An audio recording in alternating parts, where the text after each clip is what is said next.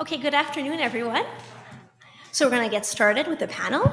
My name is Mélanie Guigueno, and I'm a researcher at McGill University. So today what we'll do with the panel, we'll get each of the panelists to introduce themselves and maybe give a short summary of their research, because some people here today may not have seen all the talks from this morning on.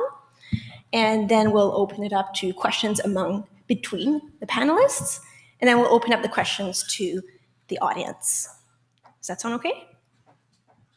All right, so if we could start with Steve and then move towards all the way to Debbie. I'm Steve Phelps. I imagine most of you were here just for the talk I just gave, and study social cognition and neural and molecular substrates of that, or contributors to that, in unusual rodents. So I talked about the prairie voles just a moment ago, and their space use patterns, which was relevant, obviously. I also study singing mice, which are these adorable little mice that get up on their hind legs and make these elaborate vocalizations. And they live in cloud forest in Costa Rica and Panama, which is where I just came back from. So those are the kinds of things that we do. Jim Simmons, Brown University. I've been working on bat echolocation for a long time, in part inspired by Thomas Nagel's article on what it's like to be a bat. He asked it as a question, and I put it to you as a proposition that we have some idea what it really is. And so I talked about echolocation, which, if you were here, you saw that it turns out to be rather complicated. Now I have two. I'm Debbie Kelly. I'm from the University of Manitoba. I primarily study spatial cognition. I study it from a comparative cognition point of view. So one of the areas I look at, which I talked about today, was food storing and spatial cognition, and I threw some social cognition in there as well. I also study spatial cognition in pigeons, which I showed you a bit about, and humans. So I take very much a comparative approach, and I've done some work on spatial cognition in mice. I think I'll introduce myself as well.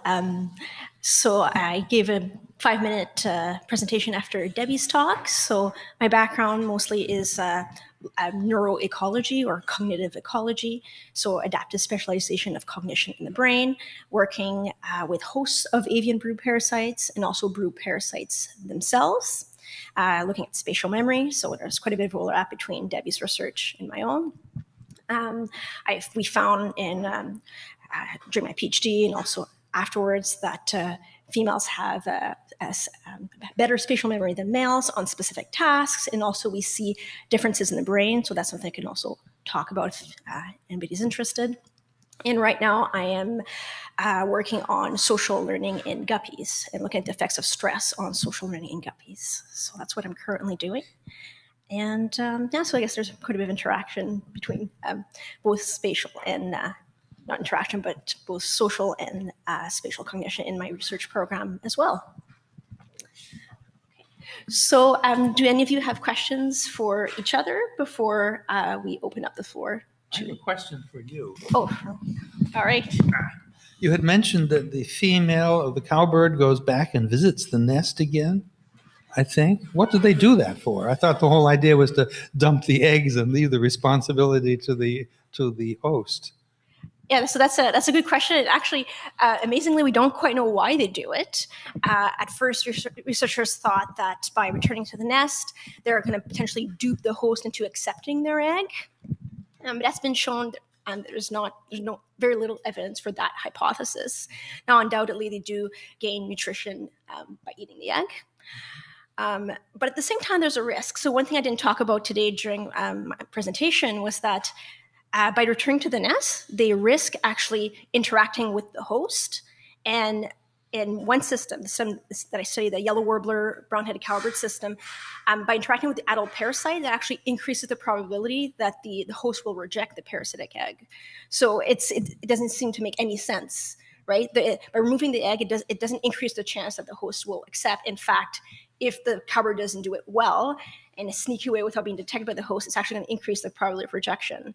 So I guess probably I can't really answer your question. It's makes it even more mysterious. We're not too sure why. why they do it. So something for us to look into in the future. So is it a single egg that's laid per time? So is there any kind of spatial memory enhancement that you could get, or that the bird could get from returning to a site, either to re-encode that site has already been visited and not to return to that site? So they'll make multiple visits before and also after they've parasitized the nest. So they'll actually, females will actually follow the status of the nests. And so ideally, cowbirds should parasitize in early incubation, right, to ensure that their egg hatches. So yes, by visiting multiple times, yes, it reemphasizes the location and also helps with the actual act of parasitism early in the morning. Cowbirds parasitize host nests about half an hour before sunrise when it's quite dark, so it's quite difficult. I would say the visits beforehand definitely help reemphasize the memory in order to enable the visit before sunrise. Yeah. Do you guys have questions for each other? I also have questions for some of you as well. I mean, I had just kind of a very broad question. I wonder how you guys feel about it. To what extent do you think spatial memory is a coherent special thing? And to what extent have we just sort of collapsed episodic memory or something like that by the design of our studies? Is that for Debbie or for? Yeah, I think for Debbie. Well, either you I would guys. like to hear Yeah, from actually. So what do you mean by collapsed episodic memory? Taking out the temporal nature? Yeah, so I mean, if we have a episodic memory for episodes and they're unfolding in time and space, and that's a kind of narrative memory that we make sense of. One possibility is that's really all there is that's useful, that's the function of that circuit, and that when we set up a task so that we only look at the spatial component, we're kind of like convincing ourselves that it's spatial, but really it's this other thing, and we're taking a projection of it or a slice of it to look at.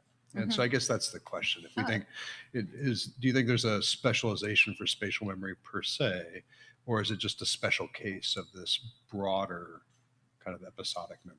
Oh, that's an interesting question. So I guess I would reinterpret that as spatial memory part of the spectrum that falling along episodic memory, perhaps. I mean, most spatial cognitive tasks that I can think of off of the top of my head also have some type of temporal component, whether that temporal component is involved in the analysis or not. And when you look more at spatial encoding for navigational abilities, perhaps not necessarily so much orientation, then that temporal component comes into it. So I would say that maybe at the beginning of forming a spatial representation, if you want to think about it that way, time might not necessarily be an important factor. So orienting within an environment, if you're disoriented or if you're in a new environment and you're trying to get oriented, I think that's on perhaps such a small time scale that temporal factors may not be part of that. But I would agree with you that for most part, our spatial abilities are tied to some kind of temporal measurement as well. But yeah, we haven't necessarily always tied those things together. But then the question becomes, if you have, what's the linkage between them, I guess. So if you have spatial memory, does that necessarily then mean that you should show episodic or episodic-like memory? I think that might be a bit of a stretch. Well, I mean, and in a way, that's kind of a premise of the question. Like we usually think there's spatial memory, right, and then, hey, maybe there's this more complex thing that's called episodic memory. Maybe other species have that. I'm kind of inverting that. Maybe if spatial memory is just a special case of episodic memory, maybe it might be stranger to find spatial memory without episodic memory. And that's just a conjecture for purpose of getting debate going. Right. Well, I mean, I think you need to, the argument would be perhaps that you need to have those three components, right? The what, where, and when for episodic like memory, or what, where, when memory. And that spatial memory is just one component of that. So it might be that it's a spectrum, and you can have certain aspects of those memory, of those, of that what, where, when memory, but not necessarily all components of it. And I think that that's, that seems to be what a lot of researchers are looking at. If what animals and what precedes having these three components together, and how do they have to be linked to be defined more as episodic like memory? That would be my stance on that anyway.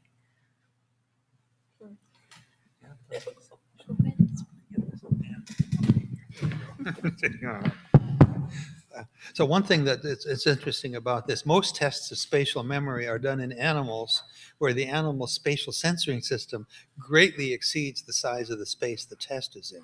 And that means mostly the animals that are visual. Now, if you do it with rats in the dark, for example, then the vibrissae become important, and there's not much of a distance sense there. But bats represent 1/5 of all mammal species, and they represent a little bit more than 1/5 of all mammal biomass. It's a big deal.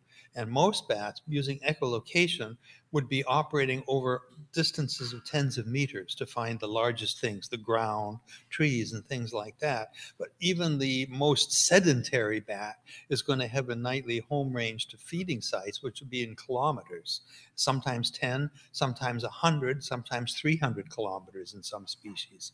They really have to then, in order to find their way around spatially, and often there's no moon, the sky is overcast, there just is no room for vision in a situation like that. They have to splice together their sense of space by flying through the environment with a very short-ranging sensing system that lets them look at it like a flashlight moving along the ground. And there's some very good work that's done by Yossi Yovel and others at Tel Aviv University, where they put radio tracking transmitters on bats to find how reliable these paths are. And it's pretty shocking. The other piece of the story is that bats as a group have proportionally the largest hippocampus in mammals. That may not be a fair thing to say, because bats also have the smallest rest of the cortex because of the lack of the need for a large visual system. But that's at least suggestive. And bats, at least in several species, have been the usual mushy evidence for possible magnetic orientation.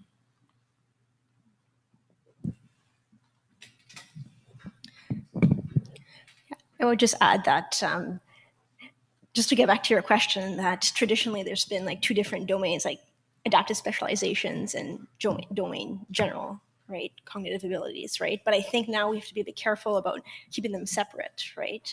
And having an adaptive specialization doesn't necessarily mean that the animal will have high cognitive abilities, but they could be related, but they also may not be related. So I think we'll be very careful about keeping them very distinct and seeing how one maybe influences the other.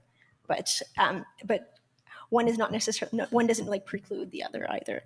So just emphasize that. Yeah. So nobody's gonna rise to my bold conjecture that episodic memory is the default and spatial memory is just a special case of it. Fine with me. I'm going on the record with that conjecture, which. Yeah. Well, I think Could one be thing wrong. that you have to keep in mind too is a lot of times there's redundant cues involved in encoding a spatial environment, right? So we distill it down for some species, we distill it down to one cue type. So I talked about pigeons and visual cues, but we know that pigeons can use magnetic information, they can use olfactory information, they can use infrasounds, they can use polarized light.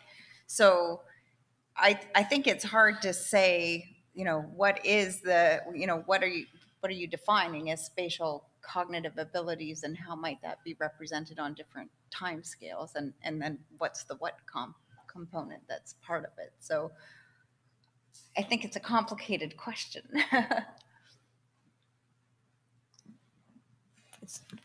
it's good that we're discussing this point of the panel as well. Okay.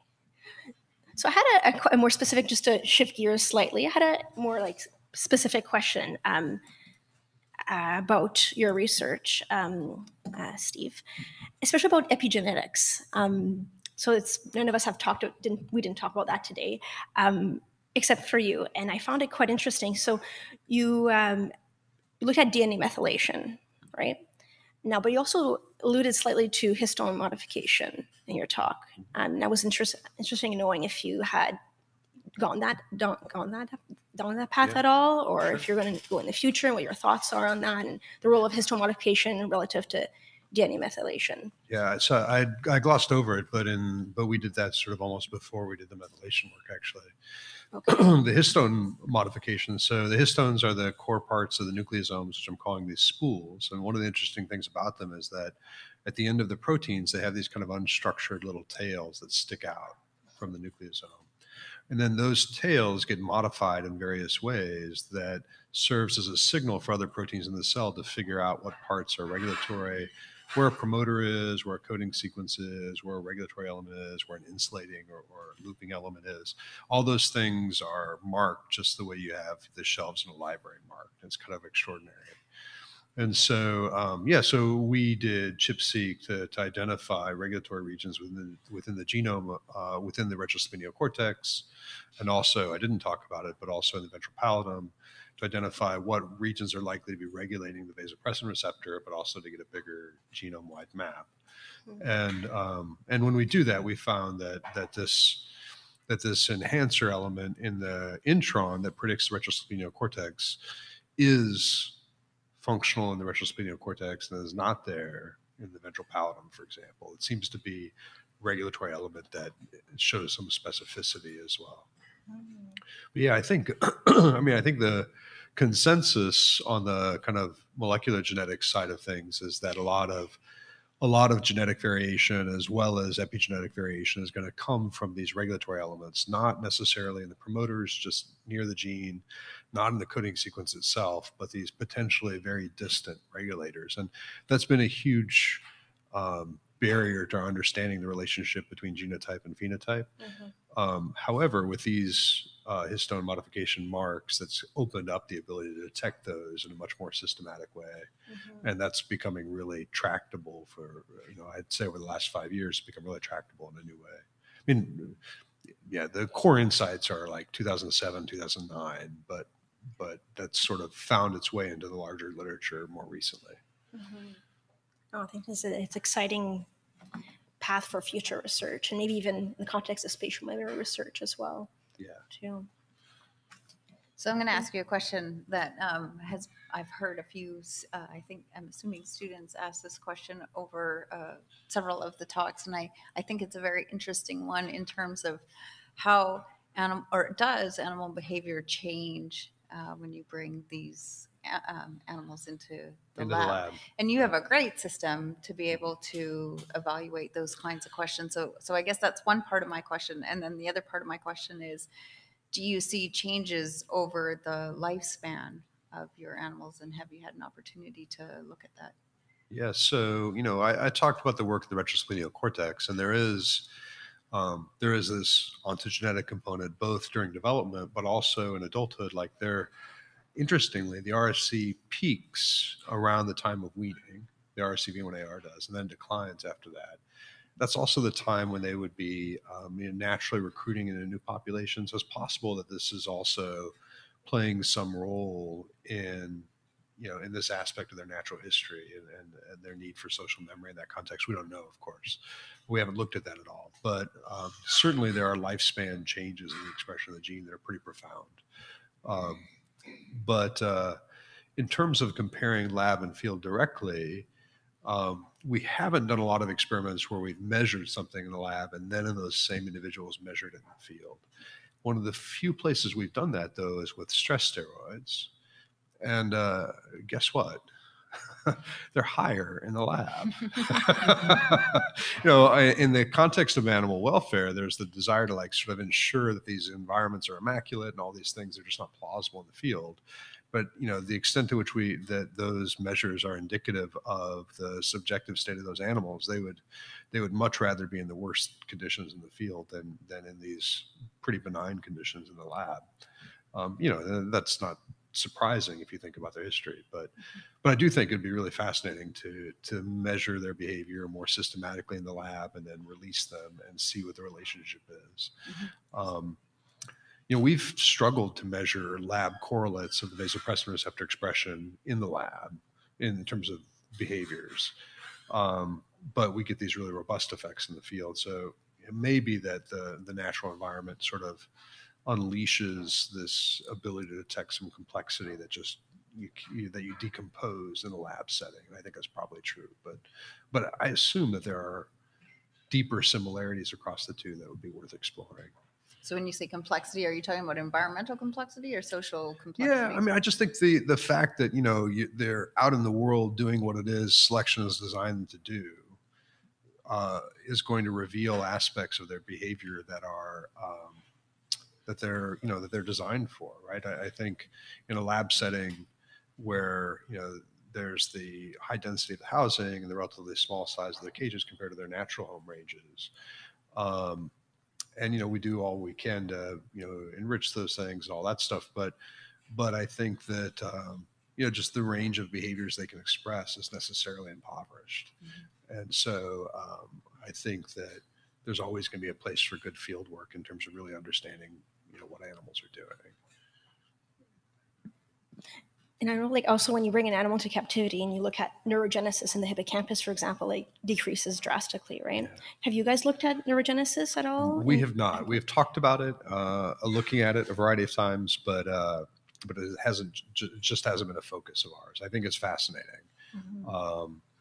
And I would love to. I alluded when Stephen asked me about imprinting earlier about this neurogenesis that happens at bonding, at least in the female brain, and looking at that is also something that fascinates me. But yeah, we have now.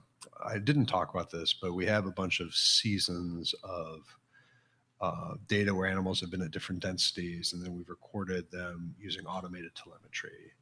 And that automated telemetry doesn't have the spatial acuity of manual telemetry, but it has amazing temporal dimensions. And so anyway, there's a potential that we might see some really cool new stuff there in terms of the brain function and the behavior, but we haven't looked at neurogenesis per se, and I would love to. Mm-hmm. Absolutely. Have you looked at neurogenesis when you brought you knew I was going to ask this, when you bring your cowbirds into the lab? So actually, the birds that you saw in the videos and the video at a food cup task. I was thinking about your research. And also the touchscreen task, we actually did release them into an aviary to live out their days. So we didn't look at those birds' brains. But I know Stephen Rothstein's lab in California has shown with cowbirds and with other species of birds, bring them into captivity, neurogenesis patterns do go down. So that, that's something to always consider, and makes me think that, in terms of behavioral research and law, we both bring wild caught animals into the lab. We test them on different tasks. How, first of all, that was a good point. Was brought up by both previously on how similar is that to what is happening in the wild in terms of spatial scale, but also how similar is that to what is actually the state of their brain during behavior, during the behavioral tasks. So it was something for us. I was wondering for us to discuss, because the food cup task that I presented today was as large as I could have made it in the situation that I had, but still, cowbirds travel kilometers and kilometers to find nests, right? So maybe it's great that I found a difference. I found a strong sex difference, but it probably would have been even stronger in the wild. And I'm just wondering, have you thought of ideas or tasks that you could do in the wild, then compare, like what Steve has brought up? You could probably measure cognition in the wild and see how does that strong correlate to performance on tasks in the lab. Have you had any ideas? I haven't done that, but Vlad just gave a talk 2 days ago, something like that, where he does some nice work, obviously, in the wild, and Suhili is another one who comes to mind about her hummingbird work in the wild. I haven't done any studies to look at performance in the lab and compare them to the wild. And as lovely as that would be, and I hope to do that, I think we have to keep in mind that many things are co-varying, right? When we are looking at spatial tasks or any kinds of tasks, I imagine in the lab versus in the wild. So your arena was smaller, but also I assume the visual information or the spatial information that you provided them, or the contextual cues you provided them, were probably significantly more limited in the lab than in the wild. So it's difficult to try to equate for all these things that are going to co-vary. In the lab, they have, at least our birds have full access to food when they want it, and there's no predators, and so there's a lot of variables that you really need to consider, and the whole field needs to consider above and beyond just the, is the hippocampus changing in some way when you bring the birds into the lab? What about all these other variables? And I think it really takes a systematic approach to try to pick apart what those important details might be and how they might influence spatial memory, right? So in the lab, my birds really, they've got it pretty cushy in that they don't have to engage in other activities that might take up resources, if you want to think about it that way. They can sit and rehearse if they do locations. There isn't any interfering memories or interfering events that could maybe degrade memory over time as much as it would be in the wild. So I think they're fascinating questions. I think they're tricky questions. Yeah. Oh, absolutely. Yeah, I'm trying to think of ways to actually bring some of my research back into the field and tracking cowbirds in the field and like measuring, revisits to the nests and linking that back to reproductive success. But it's tricky. It's very tricky. And I see what you're saying when you bring a bird in there. Some aspects of their lives are easier, although the task might be easier, but outside in the wild, their life is harder. So yeah, everything is related, and it's hard to... Time to open it up. Oh, sorry? Time to open it up. Oh, okay, perfect. All right, well, thank you very much for the discussion. Enjoyed it. Does anybody have questions in the audience for any of us? I have a question for Steve. When I read papers on primates or cetaceans or other kinds of mammals from, say, Robin Dunbar and Suzanne Schultz, they talk about the social brain in the cortex. When you talk about the social brain in your rodents and the late Jim Goodson in birds, it's all subcortical, except for your little thing there in the cortex. So is the social brain subcortical or cortical? And does it matter? Yeah, right. Good question. So is the social brain cortical or subcortical? And, realistically, there's probably only the brain, right? And then the brain in its entirety gets bent towards social uses. And when I use the term social brain, I'm often doing it as a shorthand for the neural mechanisms underlying social behavior. But I think that, the Goodson idea, which really traces to Sarah Newman in this classic 1999 paper, when you look at that paper, her criteria involve things that have been implicated in social behavior through IEG or lesion studies, things that have sex steroid hormone receptors and things like that. And then Hans uses something similar. Jim and Hans both use something similar there. Then in their expansion of that, but what you see though is that like there's just kind of a constant growth of the regions that meet those criteria, and the decision to use sex steroid hormone receptors in particular as one of those criteria is a really kind of arbitrary one. I think when you look at that original paper, there's something strange about it to me now, which is that the core argument, which I think held a lot of sway early on, was that really, the reason this is a useful concept is we have these network of brain regions, and it's not the activity in any one of those brain regions that's important. It's the distribution of activity across those regions. And it kind of imagined that distribution of activity across those regions as being, like alternative stable states of a representation, the way you might think of a group of individual neurons. But to me, I think that kind of has thwarted a little bit how we think about it, or now it feels a little old-fashioned. I mean, it was 20 years ago. It was a long time ago. Now I think that really what's going on is each of those brain regions is doing some kind of computation. Different social tasks call in those brain regions in different ways. And it should be our job to figure out what those computations are and how they're being called upon.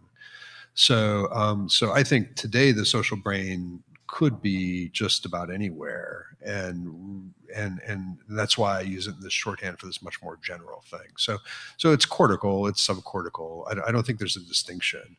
I think that distinction between cortical and subcortical is really more of a distinction between human-centric work, which historically, starts with EEG stuff and finds its way into imaging and then lower into the brain, and then the animal side, which really begins with endocrinology, and so it begins with the hypothalamus, then kind of works its way up. And so I think those distinctions are a relic of these really different origins of the study of social behavior.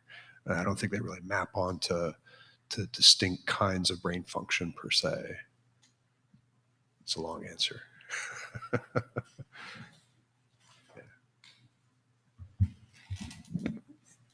I think we'll just alternate between the two sides of the room. Similar question based on localizing brain functions. If somebody were to pose the argument against your equating temporal and spatial memory by saying, like, oftentimes we see a localization of a spatial memory, particularly in the hippocampus, how would you rebut that claim? Can you claim? So first of all, I'm just going to say there's not a hill I'm willing to die on, but go ahead if you could restate that for me, please. So some studies have shown that spatial memory has been localized in certain parts of the brain, which would then maybe suggest that it is different from a temporal memory, since it is in one specific location and temporal memory might be located elsewhere. Do those studies really exist? I mean, I know that there are lots of studies that show that particular brain regions are active during spatial tasks, or are important or necessary for spatial tasks, but that doesn't, to me, demonstrate it. Like, you need to show dissociation, right? That there are brain regions that were active and necessary for the temporal components, and others that were active and necessary for spatial components, and that they could be dissociated from each other. And this isn't my area, but I don't know of work that's really done that. Okay. Yeah. I mean, I've read a couple of papers. I'm not sure how solid their methodology was. But. Yeah, my concern isn't a methodological one. It's more of a conceptual one. If there's work that's explicitly done that, I'm just ignorant about it, right? And so there's work that you're familiar with that actually explicitly tries to dissociate those two from each other. Yeah. Mm-hmm. And what do they find? What's the approach that they take? So they usually use a radial arm maze, mostly with rodents, to try to see if it's effective based on remembering where food is located versus remembering when food is present in the different radial arms. And they find that there's more activity, I think, in the hippocampus with the spatial task. So they play with the dimensions of the task, or the aspects of the task, to make it selectively draw on when information or where information, and then they get some dissociation in the substrates of that. Yeah. Oh, that's interesting. I guess I'd probably have to think more deeply about it to decide whether that convinced me that they were distinct. But it might be. Okay, go ahead. My questions for Debbie. I was curious if if you could tell me why you were comfortable using the word concept when you're talking about same and different. Do you have some sort of theory of concept working in the background at all? Yeah, and do you think that like conceptual capabilities are separate from the ability to use categories? There's something above and beyond just being able to use categories. Sorry, I know that's a lot. But... Oh, no. That's a fair question. I agree. Okay, this one's better. So why do I use concept?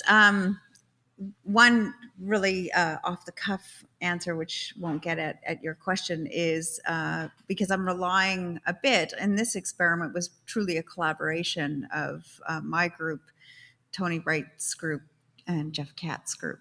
And it was the first foray we had into looking at how corvids would do on this task, which has a large body of literature in primates, non-human primates in particular, and pigeons. So we went with their end result after many years of them examining abstract concept learning, and jumped straight in with the nutcrackers and said, can the nutcrackers solve this task too? So that's the short answer, I guess, in terms of I let them do all the background work.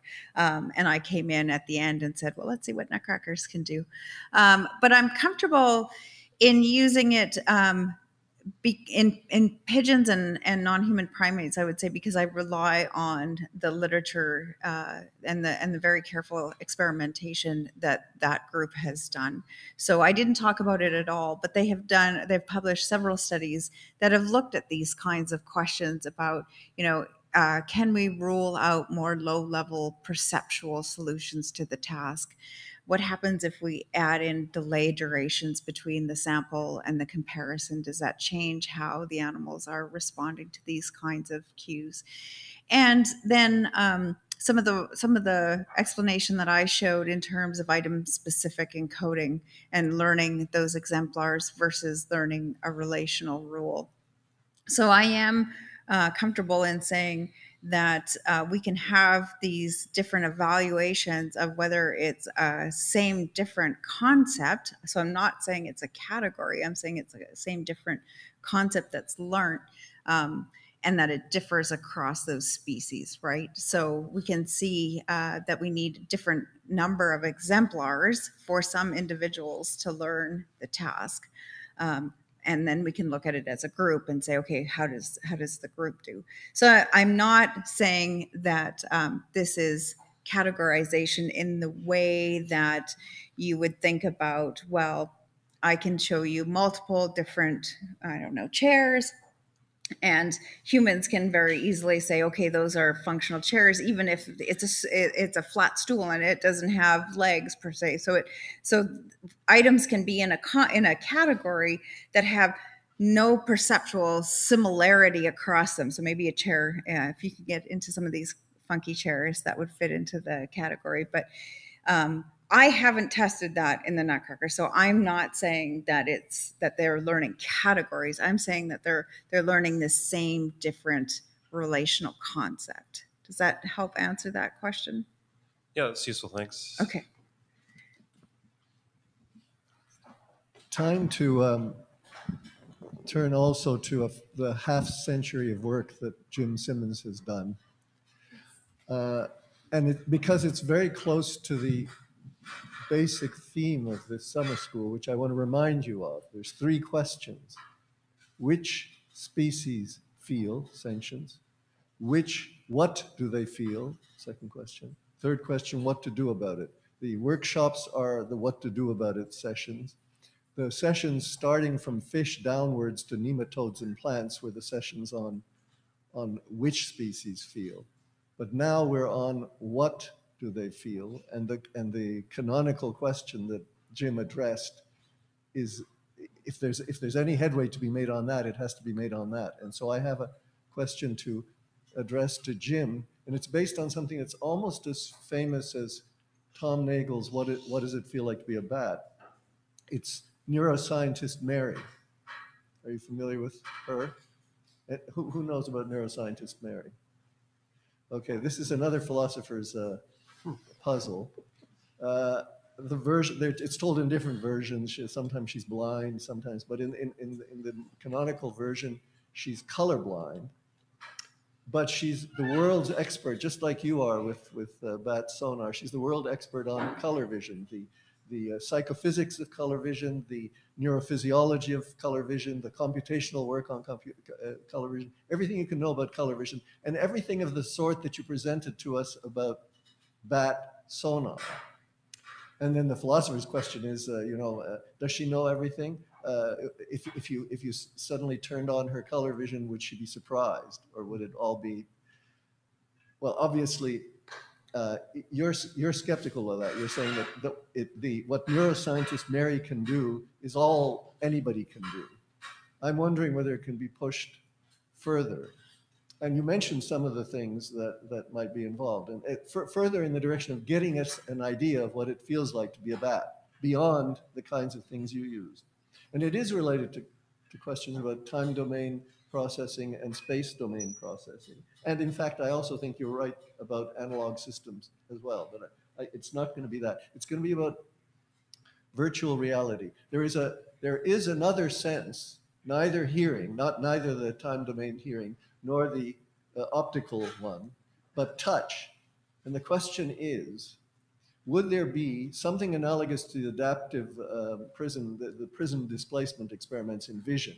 Would there be a way, before I say it actually, the way that you did it makes use of our visual capacity. Neuroscientist Mary, I'm trying to wonder how it is that neuroscientist Mary could handle the diagrams. But anyway, let's get vision out of the equation. Supposing you had a virtual reality in which you gave people feedback to touch feedback for what it is that the signals, the auditory signals to a bat generate.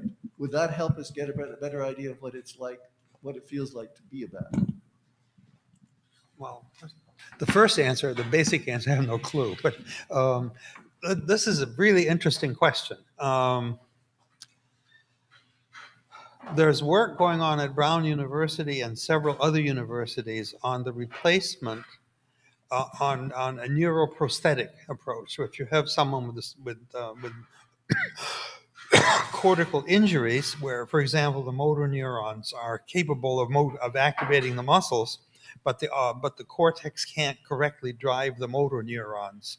There's a lot of work being done right now on injured veterans. And the possibility that you can create by virtual injection with many, many electrodes, microelectrodes, into motor cortical areas, whether you can get the person to think the arm to move up and down the right way as a result. Yeah. Well, that's radical enough. I mean, but the point that this gets at the question because it came up earlier. The earliest really interesting work on whether there's spatial representations for space in the brain and the localization problem was the work of Carl Lashley. And Lashley's basic conclusion was that it didn't really make all that much difference which part of the cortex was involved in memory, just how much of the cortex you lesioned. And he called it the law of mass action. And this, at the time, seemed like an interesting discovery. And as an aside here, Donald Griffin, the discoverer of echolocation, was a graduate student of his at Harvard. He's a psychologist, actually. So an aside, okay, just noise. Pay no attention to that. Pay no attention to the man behind the curtain. Anyway, Lashley's experiments were important, and they quickly got forgotten because there's so much evidence for at least some kinds of very specific localization in the brain. Different areas are located for sensing touch, for different parts of the body, little maps of sensory motor zones, for example. The century or so of work that had preceded Lashley on the results of careful analysis of brain injuries of veterans of wars, mostly in Europe and in Russia, came to the conclusion that a lot of localization of function. And Lashley's discovery that may not be true for the actual location of where memories are stored has gotten lost because of the elegance of the idea of brain maps, this sort of thing. One of the things that this group at Brown had been doing is they were probing around with large numbers of electrodes to record nerve spike patterns for neurons in the somatosensory cortex and in motor cortex. And they were shocked to discover that large areas of motor cortex are interpenetrated by neurons which are essentially sensory in nature. There was not a simple, this is somatosensory cortex, this barrel cortex, over here is motor cortex, we just have to wire them together. The information part, the sensory part, interpenetrates all of the parts of the cortex that are actually specifically associated with sending signals down motor pathways. And this led them to recording with very large numbers of electrodes and using spike pattern comparison techniques, this Simmons technique that I mentioned this morning. They have gone far enough with this to recognize the patterns of nerve spikes that occur in large numbers of neurons when particular stimuli occur, or when, for example, the motor cortex is issuing instructions to move the hand this way. And then they try to reproduce with large numbers of microelectrode tips this very pattern. And they are succeeded in getting people who are badly unable to move their limbs to do things like this. And when you consider the severity of the injuries of these people, it's astonishing. I'm saying this because this is almost the ultimate of virtual reality. You're just going right into the brain and throwing lots of switches at the same time. The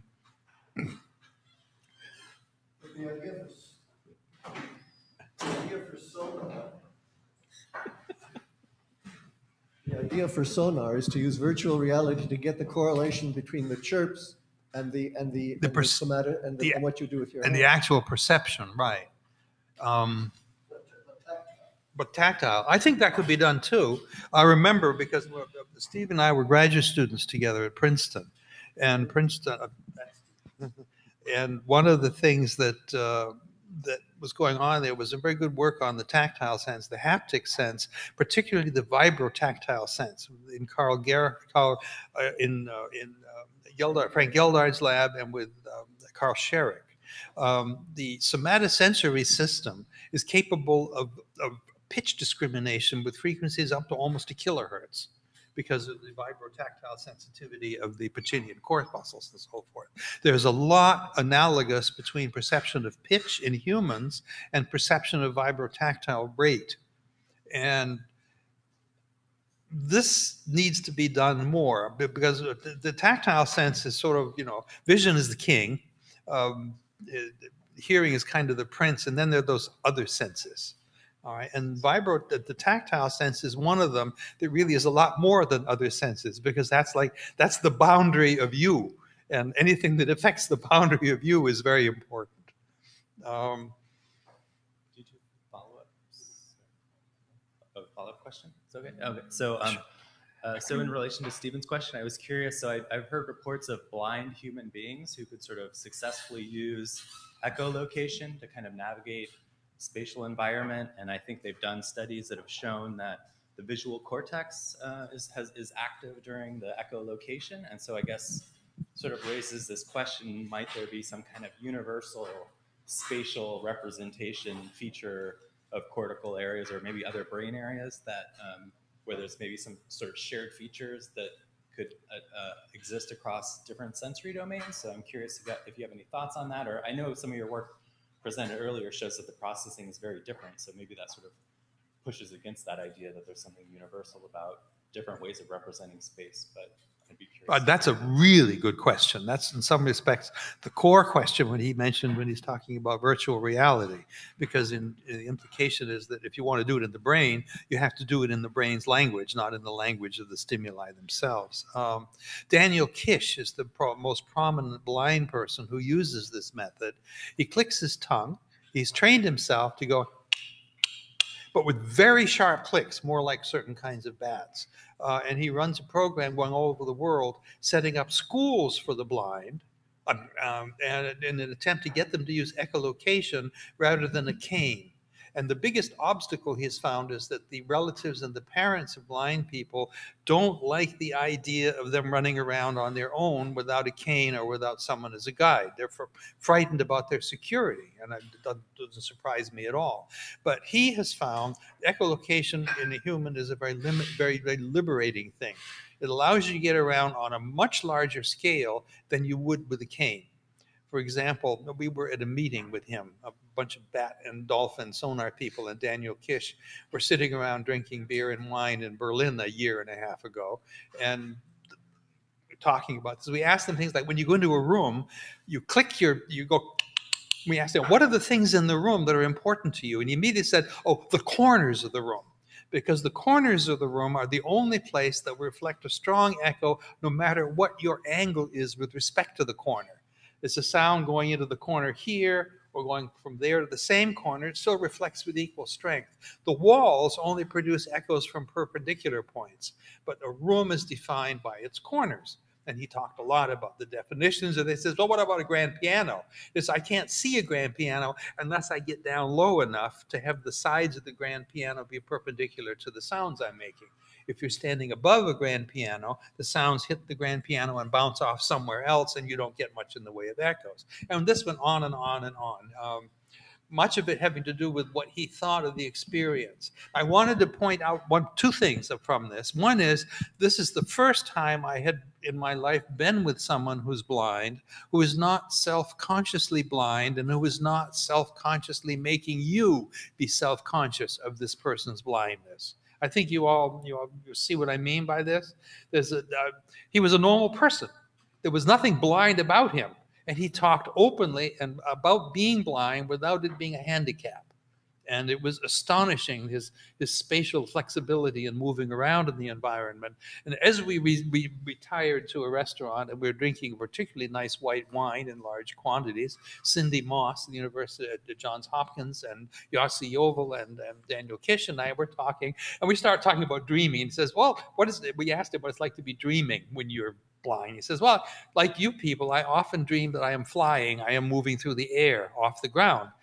And we sort of said, yeah, that's a not terribly common dream, but most people have had it occasionally. He says, the only difference is I'm using echolocation. And Yossi and Cindy and I look at each other. And as one, we three of us turn to him and say, tell us more about what you think it's like. It's like he's a lab for being a bat. That's being a bat. The virtual reality part for touch, I think, is something that is being worked on quite actively in this stuff related to prosthetic design for this sort of thing. But it's concealed inside the United States Veterans Administration system, which means you'll never find out about it. Okay. Hey. Okay. I have been waiting for a while. Yeah, I was just going to say that there's three people have been waiting for a long time. So go ahead with your question. Given that I've been waiting a while and the conversation has passed on, I'm reminded of Oliver Sacks' book. He wrote about 4 individuals who had major visual problems, 2 of whom were blind. Mm-hmm. And it was very, very interesting because one of the people who was blind still saw visually internally, and the other person had completely given up on any kind of visual representation and represented the world completely as if it didn't matter. I'm sorry, I don't remember the name of the book. Does anybody remember? Oliver Sacks. Oh, yeah, sure. Yeah. But back to the question I wanted to ask quite a while. Sorry, yes? No, that's quite a different one. Equally fascinating, but quite different. This is just people with huge visual problems. Mm-hmm.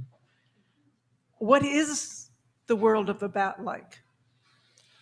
Well, it's awfully dark, for one thing. I know. But how do you transform the perceptual system? What I was trying to basically say, and I didn't do it well because I snowed you with large amounts of irrelevant detail, bats, like humans, are able to point their sonar sound at something, see that object with high resolution, okay, and then have all the other stuff be in a sufficiently low resolution that doesn't compete with it perceptually. And if a bat wants to pay attention to something different, it will turn its head and aim its sounds at that other thing. And then the object it was looking for becomes part of the background. So it has a parallel perceptual processing with visual. They behave as though they see the world with a focused central part of the image and a much blurred and thus incapacitated part of the image in terms of its ability to interfere. It would never occur to us to think of something that's in the visual periphery as interfering with perception of something in the fovea, because the optics of the eye have already segregated these into different populations of neurons. The bat's population is that all of these echoes go to the same populations of neurons, and they have to be sorted out by the spectrum, by the frequency content of the echoes. Do the perceptual differences change the cognition? Do what? Do the perceptual processing differences change the way the bat thinks? I'll leave. Nichts sprechende Deutsch, no. It certainly changes what it perceives in a psychophysical test. They act like this is what they're seeing. And the only thing we know that's reasonably certain is that they're not making a spatial map in the cortex of objects on the left and objects on the right and objects near and objects far. They're seeing things on the left and on the right and near and far, but it's not being done by neurons tuned to those locations. It's being done by a pattern of timing instead. It doesn't look like the visual system. In fact, to most people, it doesn't look like the brain. So I wonder if I could jump in about this interesting thought experiment, this neuroscientist, Mary. I've never heard this exact scenario before, but I would say, like, thinking about it even just a little bit, it's pretty clear that neuroscientist Mary does not know what it's like to have color vision from that information alone. What she has is explicit knowledge about the system, much the way if you know the rules of poker, you don't know what it's like to play poker. You just know how poker works. And so I think, however, that she could get a sense of what it's like to have color vision if in your VR situation, you took the images that were naturally presented to the retina and you just remapped them so that now that range of color, which would not be distinguishable at certain ends of the spectrum, now is distinguishable. I think that she would get the experience of color vision, and I think it would be pretty close to what our experience is.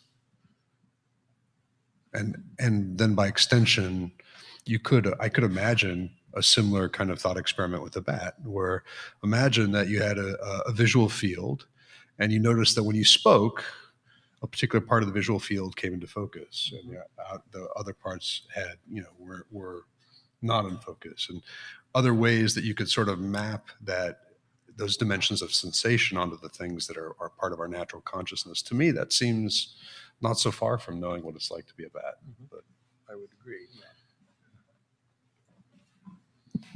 I think you've been waiting a bit longer, so we'll just go with you. So, Professor Simmons, you did mention that echolocation in bat and dolphins were a little bit similar.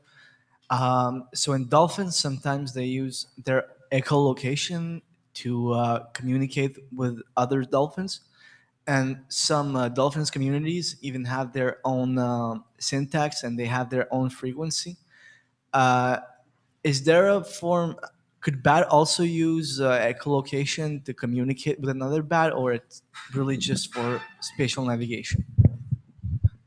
Yeah, yes. Well, the most obvious instance is if you have a bat flying around chasing insects, the bat will be going chirp, chirp, chirp, chirp, chirp. And when it gets close to the insect, when it's homing in for the capture, it chirp, chirp, chirp, chirp, it makes a buzzing sound. And when one bat in an area is making buzzing sounds, other bats come over because, oh, Joe has just caught him off. I'm going over there. I haven't seen a moth over here in 10 minutes. They do this. There's a lot of that kind of aggregation. But there's also a wide range of social vocalizations in bats. They range in big brown bats from being a relatively benign range, half a dozen kinds of things, aggressive calls, mother-infant attraction calls, to in free-tailed bats, Mexican free-tailed bats, the males sing just like birds.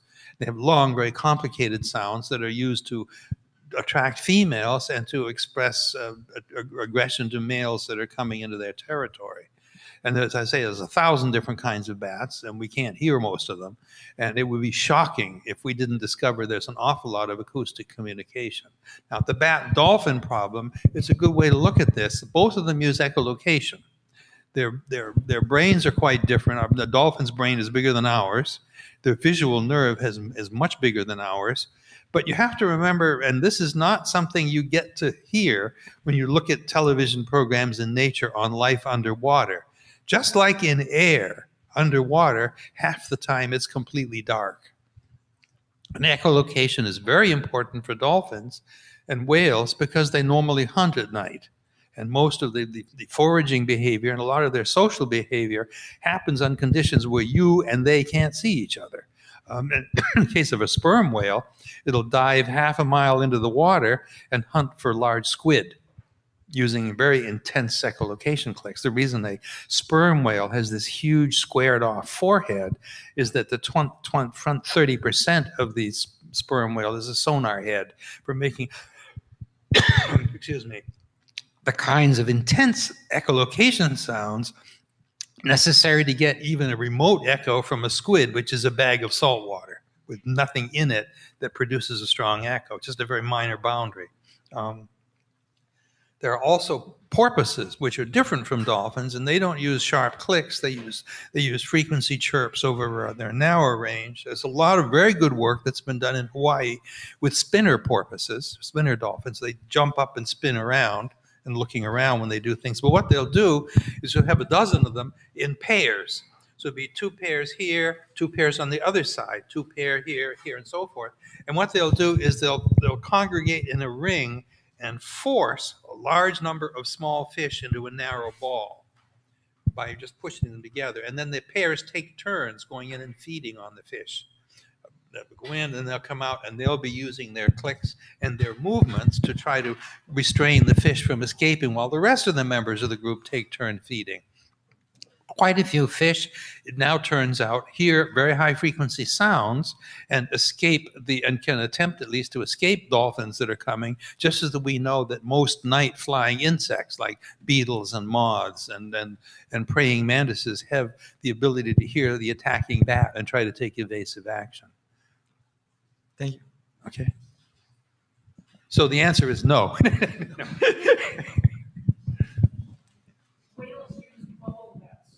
Mm-hmm. That's right. They'll use nets of bubbles. They'll get in groups, and the bubbles form a ring, and then it traps and it is a fact not allowed to be discussed in public. I am not at liberty to discuss this, but whales and dolphins have evolved a sonar capability of seeing through the bubble screen, which can't be done by a man-made sonar, by just emitting the signals in alternating phases. I never said that. I wasn't here. Okay. You need to talk to Tim Layton at Southampton about that. He's the world's best bubble man. Hi.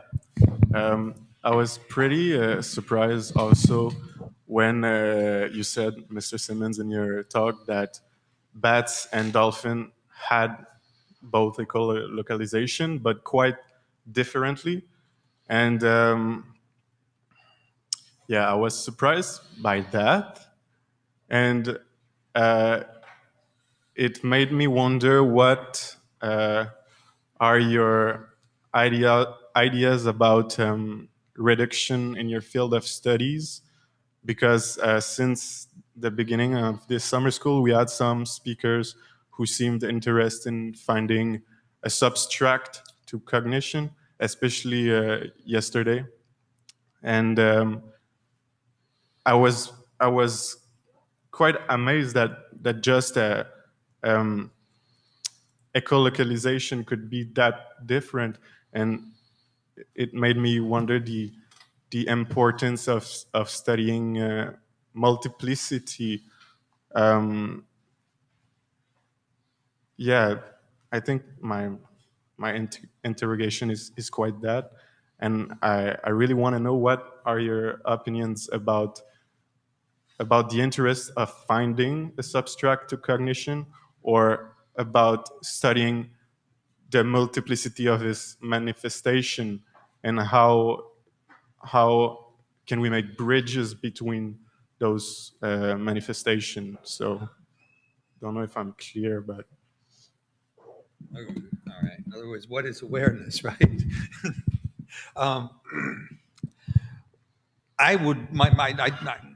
I suspect, this is my opinion, which is mostly unsubstantiated, other than being a human and watching bats, is that awareness is an animal's experience of a state of the brain, not automatically an experience of the activity of spiking neurons, because there are lots of other electrical signals in the brain, some of which, for example, in bats, come closer to explaining what they do in perception than the spikes themselves. I think that an animal like a bat or a human becomes more and more aware as they get older. That at birth, there's not a lot there. And as you get older and your cortex organizes itself, your awareness becomes capable of accommodating the things that are out there. The most important single book written in the 20th century, I think, about the brain is the the book by D.O. Hebb, which is written over here at McGill University. He was probably the greatest psychologist, neuroscientist of the time. He talked about the consequences of one single well-known fact.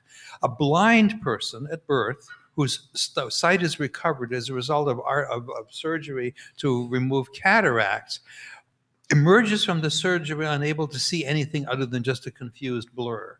And it takes a long time for these persons are recovering from cataract surgery as young as kids or as young adults to develop the mechanisms in the brain which then result in visual perception, like contour sensitivity, edge sensitivity, and so forth. This led to a long series of experiments done by Hubel and Wiesel on the development of the kitten brain, and things like experiments where you cover in the developing kitten one eye and then the other so that they never experience a simultaneous binocular stimulation, and that prevented the formation of the depth perception system in the visual cortex. And then there turned out to be a critical period for this, and if the kitten couldn't see binocular information over a certain time period, it never developed binocular vision for depth. These are pieces of awareness, and they're built in as you get older and older and older. And so I kind of think that there isn't an awareness. Animals are aware of things. There isn't a thing in the brain which is the site of awareness.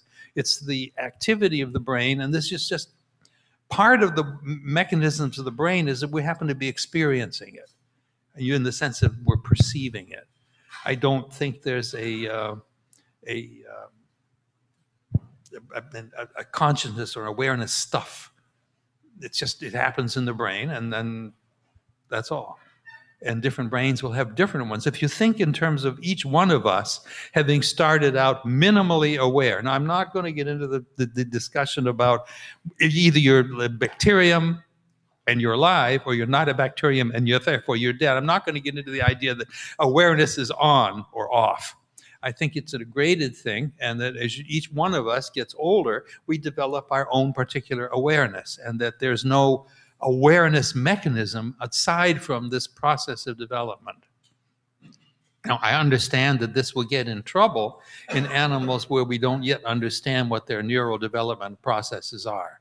But from the point of view of me and bats and things like that, I think that a room with 20 bats is a room with 20 awarenesses that started out at practically zero and grew as you grew, and that it is mostly just realizing that may not be all that special. It seems special to us, and it is special to each of us individually, and because we speak to each other and can interact socially, it's important. But I somehow don't think that it's that big a deal. I think it's more philosophically a big deal than anything else.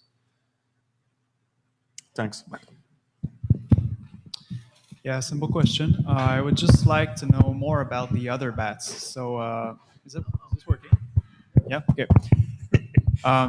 So yeah, the fruit bat, the micro bat, mega bat, what's the difference between, do they have echolocation at all? I know the mega bat is diurnal. Yeah. All right. So The yeah. bats used to be grouped into Megachiroptera, which are fruit bats, although some of them are very small, some of them are gigantic, and Microchiroptera, which are all the echolocating bats. Karl Koopman at the American Museum of Natural History was a brilliant taxonomist. He reorganized bats into, are you ready for this? Yang-O-Chiroptera and Yin-Pterochiroptera. Okay. Original. He had a good sense of humor. Okay. He was the only person I ever heard when he would go to a meeting and talk about someone who came from East Germany. He would say, the gentleman from the DDR. He was a very smart man, really interesting. He could run up the hill faster than me, even though he was half crippled. He was a very interesting man. Anyway, this reorganization dealt with the fact that in 1906, the first categories of large-scale bat taxonomy were established, mostly because this bat looks like this and that bat looks like that. There wasn't much other than classic 19th century anatomical taxonomy. When molecular genetics techniques came out, it became clear that bats have to be reorganized. Now, all of the little bats that used to be called microbats echolocate. We now know that probably most of the flying foxes echolocate, and they do it either by clicking their tongues. This is a bat that's found in the Middle East. It's the Egyptian fruit bat, Rosetus aegyptiacus. They go like that. And so some fruit bats that appear when they fly to clap their wings, okay? The problem, of course, the really big ones, the large Pteropus from Australia, for example, probably doesn't echolocate, but we don't know for sure. And the brain differences between these different echolocating bats. So there are 17 or 16 families of bats. And differences among different families are huge from a taxonomic point of view compared to, say, cats and dogs, that kind of thing.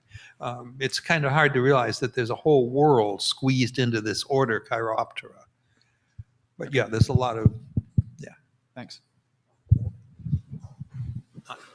Right. I have a question about the methods section from Dr. Phelps, because it was incomplete, obviously. Because if you don't report everything, there's an issue with that, as you know. I mean, selective reporting can lead to the problem of not being reproducible if others want to reproduce your research. And also you mentioned that the method of killing has an influence on the brain. So I mentioned that's always a concern, yeah. Yes. So isn't that especially important that you report how you kill the animals? I thought that we had reported it appropriately, to be honest, and we described it in a way that was consistent with other publications and that passed peer review. So, I suppose if I had to do it again in light of your concerns, I would say that we used anesthesia, but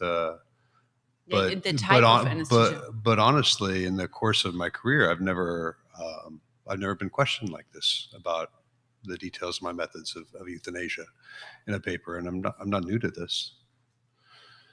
Yeah, but you also know about the problem of selective reporting and the impact of selective reporting on. I guess the term selective reporting sounds really value-laden. It sounds like I was intentionally obscuring the method of euthanasia. I'm not saying that, but there are methods or there are guidelines in place now, like the ARRIVE guidelines, how you should report your research so others can really reproduce the research. And that's a very important thing, to be transparent in animal experimentation. I certainly agree that it's important to be transparent. I think that when you sit down to write a methods section, it's not always clear to you what somebody needs to be told and what they don't need to be told. And in this particular case, please let me finish. In this particular case, I don't feel like the question about whether animals were anesthetized, I think it's important, but I don't think it actually would affect the results, honestly. Like, I think if the animals were not anesthetized before they were euthanized, I don't think it would change the brain expression patterns that we're looking at all. So I don't think it's actually a reproducibility issue. You can argue that it's an issue of transparency or an issue of or a moral issue. But I don't believe that it would affect the actual outcomes of our studies at all. I think a variety of euthanasia methods would be equivalent from the standpoint of our endpoints. Okay, I'm just referring to what you said earlier, that it has an influence, like the killing methods or the use. That's actually not what I said. What I said that in certain circumstances it could be really important. And so if we were measuring stress steroid hormones, that's what I actually said. If we were measuring stress steroid hormones, then the time of euthanasia is really important. But for most of our stuff, we're not. And we're measuring things that we think are really pretty stable. Okay. So I honestly don't think it is a reproducibility issue for this. Yeah, but just maybe for the future, because there are very good guidelines of what you should have in the papers. So yeah. The other thing that struck me was that it was said that the birds have a great life in the laboratory, and I just looked at one of your papers, and it said that they were singly housed. The cages are 73 times 48 times 48 centimeters. The birds live in the laboratory between 10 and 16 years. They are food deprived before they experiment. So my question is, the question about boredom is one that is not very well researched in captive animals, but it is an issue that is like people are more concerned now. The other thing is natural behaviors. I mean, they obviously in those cages, they cannot display their natural behaviors. And yeah, just to finish that, what is your, like, how did you decide on using captive animals versus animals in the field? Like, what were your thoughts behind that? But that's actually for everybody who uses captive animals. But of course, I can start. That's a plethora of questions you're asking. So let me try to address them as I remember them. And if I forget something, please feel free to remind me. Just while I have the microphone, I just want to comment on a point that you mentioned earlier, stating that there are very well-defined protocols for writing method sections. As an editor of a journal, I can assure you that there are not.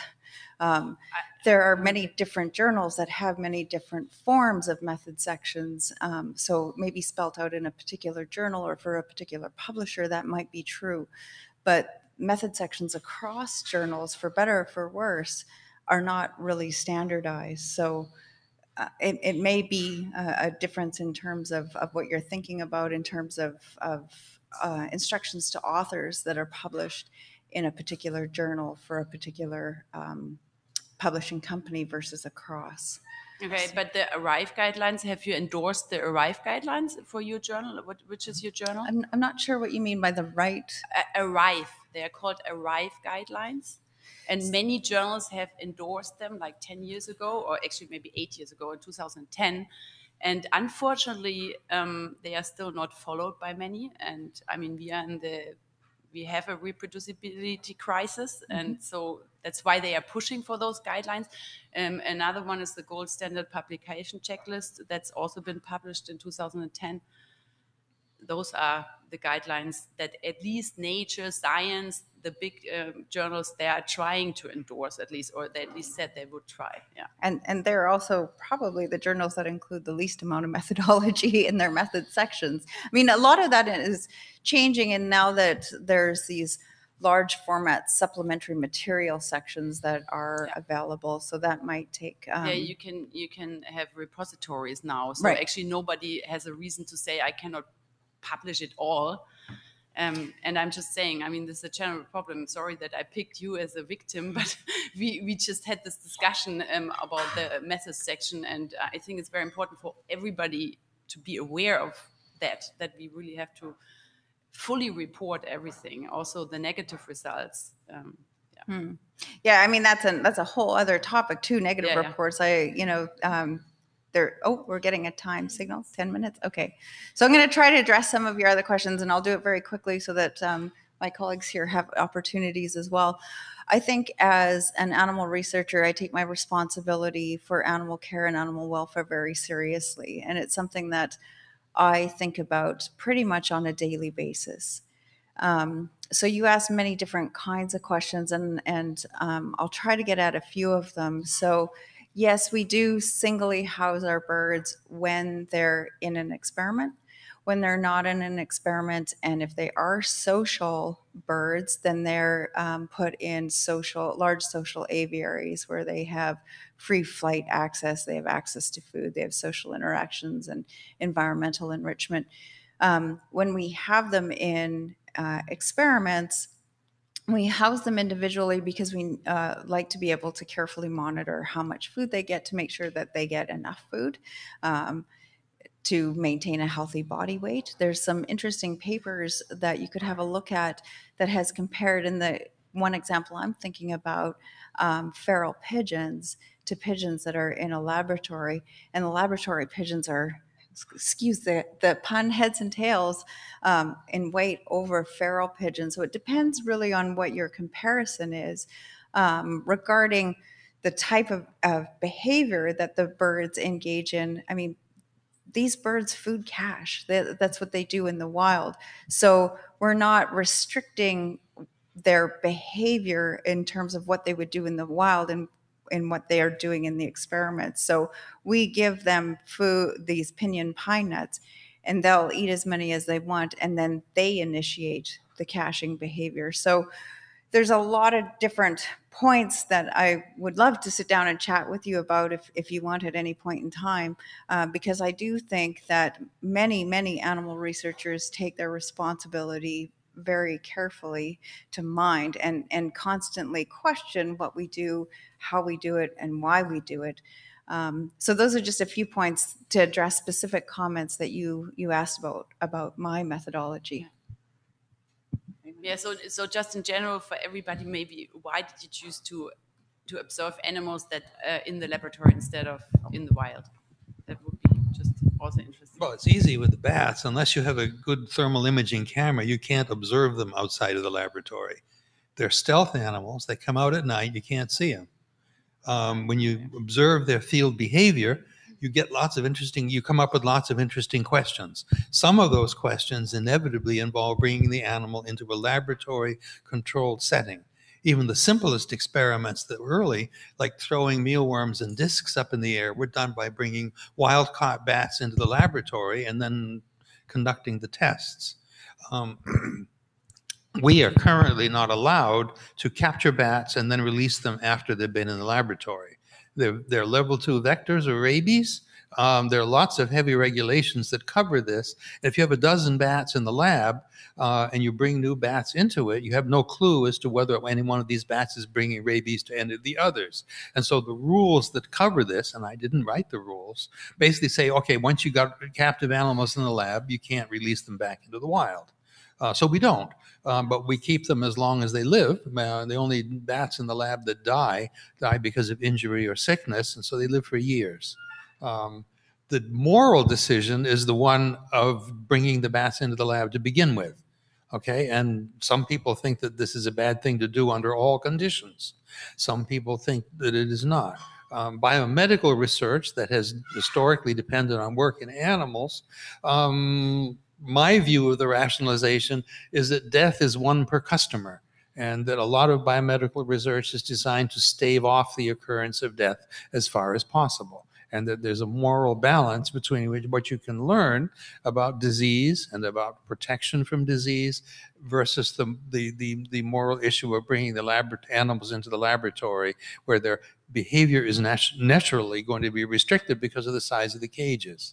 Yeah. For example, we used to keep our bats in single cages, just as is common with mice. But now we can keep them in groups in much larger cages because we can implant each bat with a microchip and thus identify it. That is something that wasn't really feasible 8 or 10 years ago or before that. And because the experiments involve food intake, you can't just have 10 bats living in a cage and take one of your bats out and conduct an experiment and then put it back in the cage with a huge dish of mealworms on the floor. They'll only just eat their fill right then. So there are lots of issues, including the moral question. And one of the things about most moral questions is that there isn't a single moral answer. Okay. You can be absurd, absolute, but you know. Okay. Yeah, the moral question is definitely an important one, but for biomedical research, I would also, for any kind of research that involves harm to the animals, I would also ask always the scientific question. And so for biomedical research, we have a translatability crisis as well. So I don't think we should generalize that it's justified to use all those animals. I just want to say, I don't think that the reproducibility crisis has really much to do with the animal welfare crisis. I think that they're easily, like, you can make a reproducibility argument about animal work, and certainly we all want the animals to, undergo as little distress as possible. That's an organizing feature of how we design our experiments. But the reproducibility crisis is a sample size crisis by and large. I mean, it begins in social psychology. It's not just social psychology; it's everywhere. But I think I would not.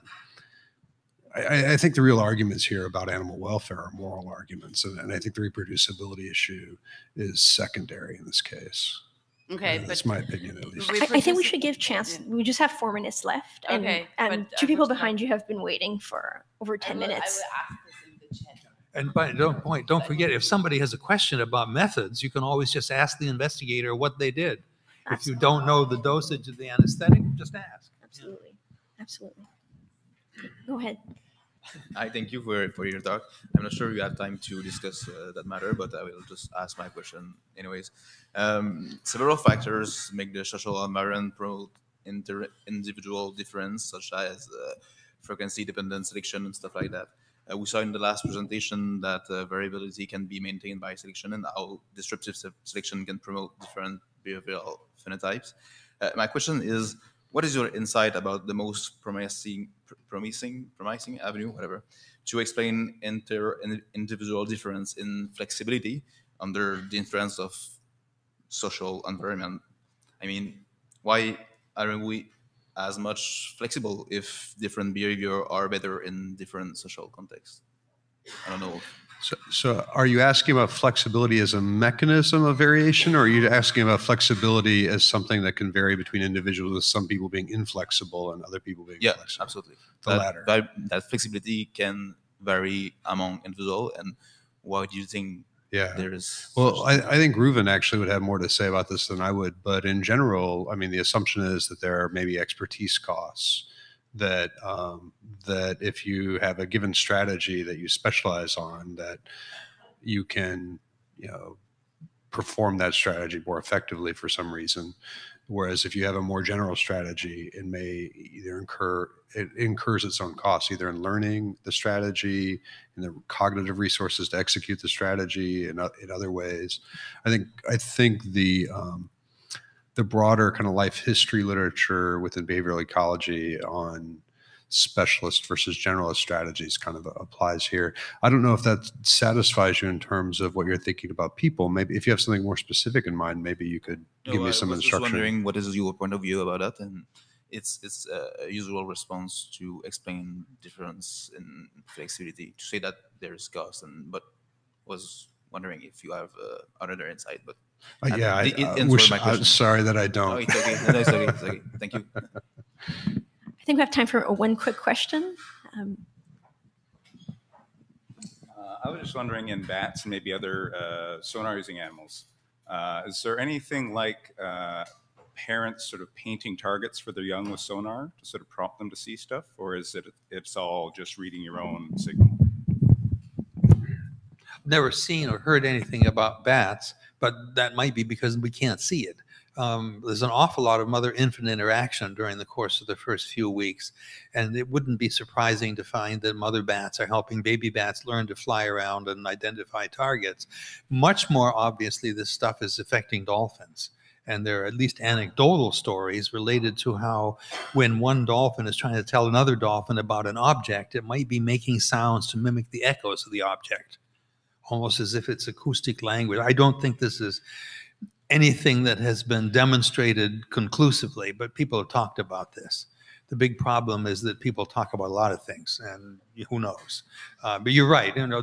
We know very little about this sort of thing in most of these animals. After all, dolphins live in the water, and unless they surface, you can't see them at all. In the daytime, you can go diving with them, but at night, which is when they're doing most of this stuff, we have no clue. And I'm not even, it's not obvious to me what you could do to find out. I mean, you're going to get a lot of divers together. You got to get all kinds of a water lab, and how big is it going to be? Who's going to pay for it? All that stuff. These are impediments. Maybe testing if they can see signals without being able to give them, something like that. Oh, that's an interesting idea. Bats are. A bat is a dolphin is an example of a monostatic sonar. You make a sound. The echo comes back to the same source, all right?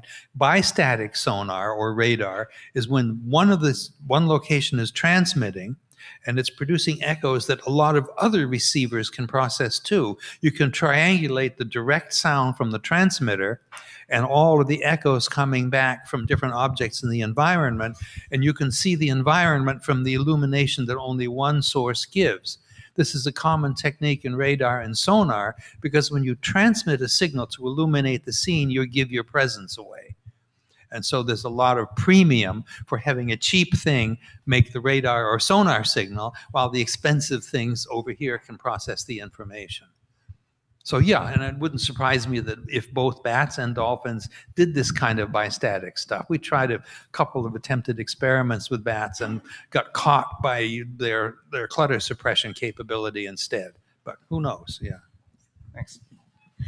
I think on that note, that's a great note to finish on. Thank you, all three of you, and everybody for your questions today. We definitely enjoyed this, and yeah, we'll be around for a few more minutes if you have any more questions. Thank you. Thank you. Thank you.